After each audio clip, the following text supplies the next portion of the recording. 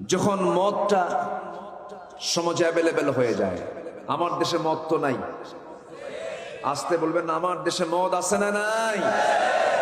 আচ্ছা, জেনা যখন বিয়ের চাইতে সহজ হয়ে যাবে, আজকের সমাজে জেনা সহজ না বিয়ে সহজ? জেনা সহজ। গত শুক্রবার ভারত থেকে বরকত স্বরূপ বলিউডের এক অভিনেত্রী এসেছিলেন। বরকত তো, তাই না? এটা বরকত না? বলিউড থেকে এক অভিনেত্রী আসলেন। আমার দেশের কিছু খুব আল্লাহওয়ালা পরহেজগার মানুষ সেই নাচ গান দেখার জন্য টিকিট কাটছে 20,000 টাকা দিয়ে, 15,000 টাকা দিয়ে। কত বড় জামানার কুতুবেরা।